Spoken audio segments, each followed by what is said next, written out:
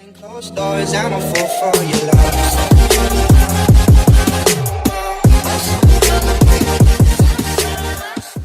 Here's a CC 2020 update for Premiere Pro called Auto Reframe. Great if you're creating videos for social media.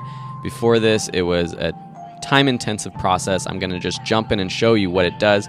Basically taking a video in a normal 16:9 format and being able to automatically reframe it into a square, a 9:16, or several other options. And as you can see, the motion of the clip behind, it's actually reframing our subject so that it stays in the frame.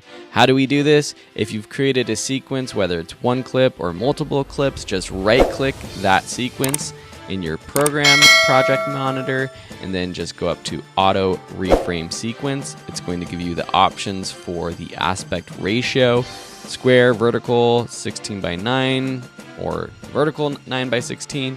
So say we want to make this good for our Instagram stories or Facebook stories or whatever purpose.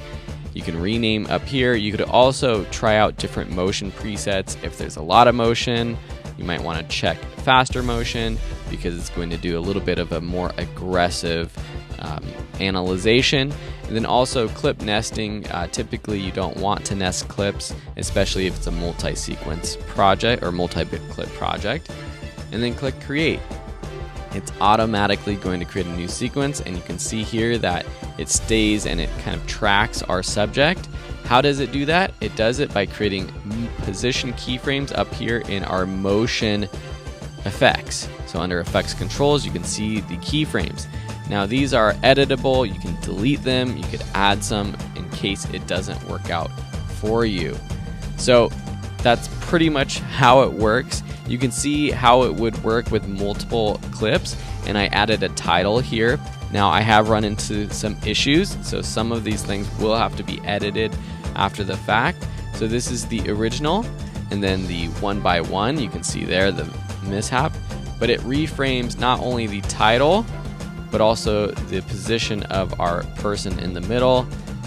And then at the end, again, it does a pretty good job tracking those motorcycles. It's kind of picking which one to follow. It's got both in frame.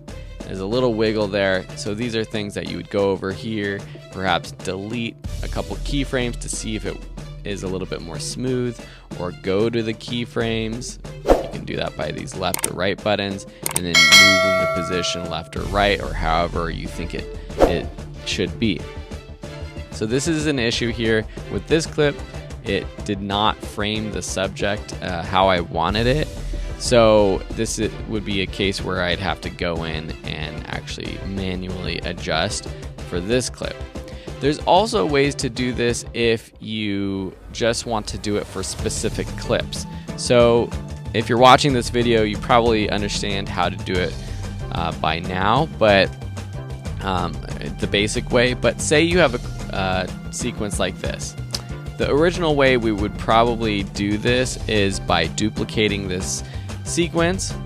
So duplicating, we're going to call this 9:16, and then we're going to go up to open it up, go to sequence settings, change it to some sort of 9:16 preset.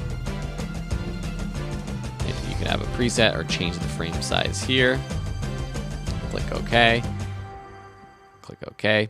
And now we have this sequence, and our video footage hasn't actually changed or adjusted at all.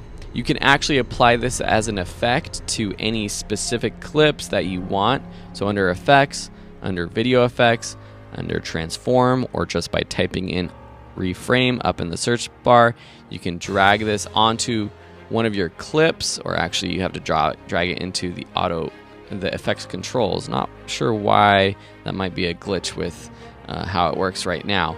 But by dragging it onto our clip, you can see that it automatically reframed this clip back here. Let's try this with our motorcycles, and there you can see that it auto reframes it. Let's see if it does it with the titles.